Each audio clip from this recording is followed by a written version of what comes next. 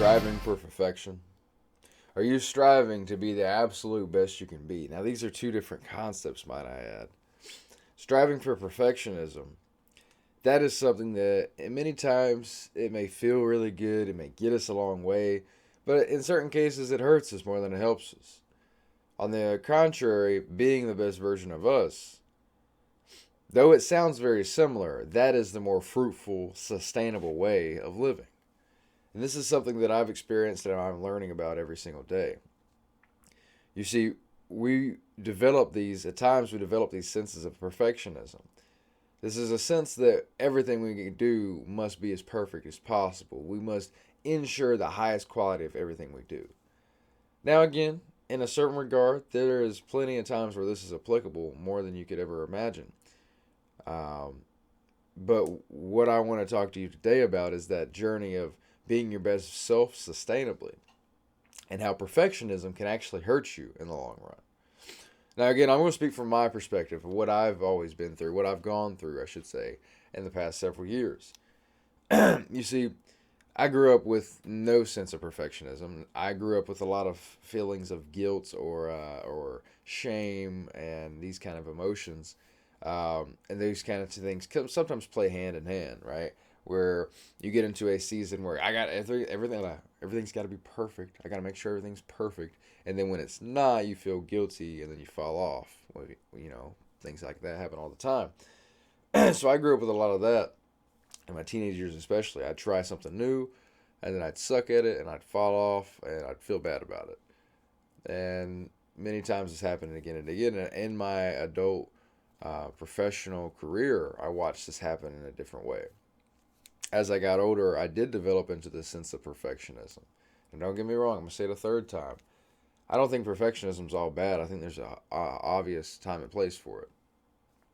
But in the journey of being the best version of yourself, you can't have unrelentless perfectionism, meaning the kind that brings about guilt and shame whenever you fall short.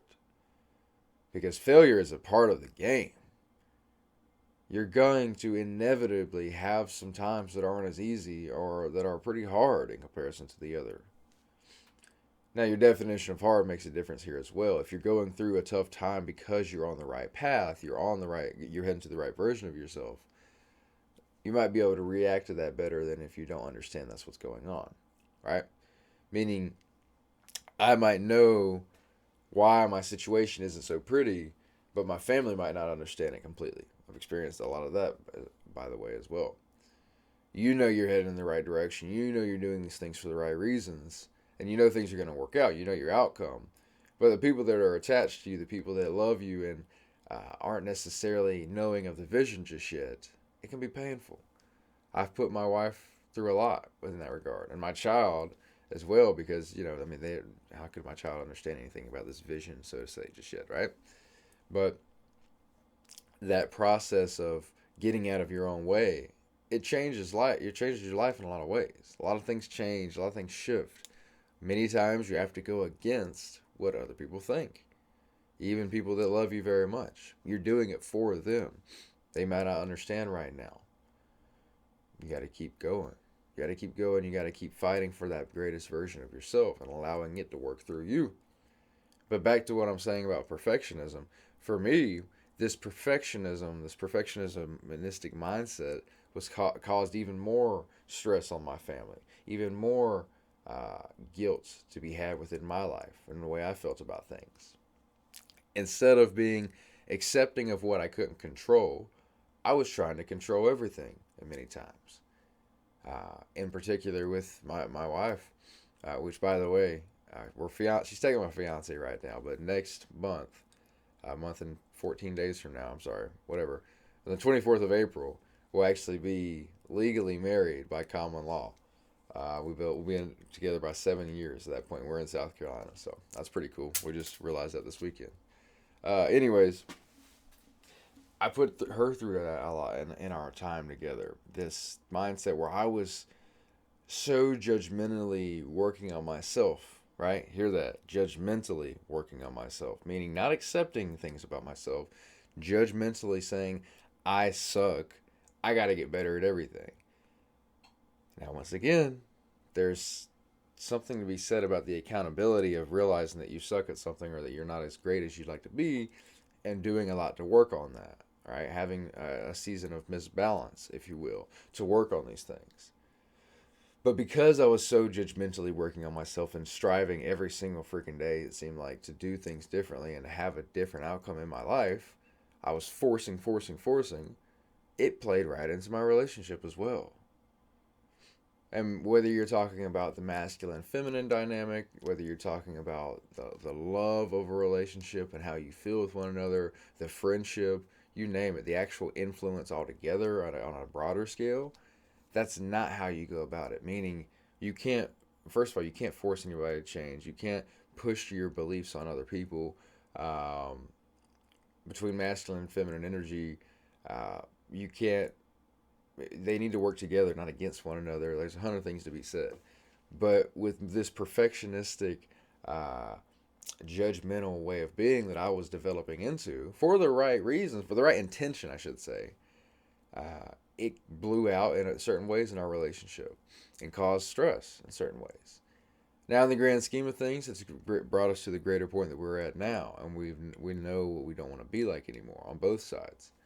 But in that time, and from a perspective of what I'm speaking on today with perfectionism, we can cause a lot more issues for ourselves than we mean to, just by trying to force because we have to be perfect. Okay? You don't have to be perfect, brother. Nobody's ever going to be perfect.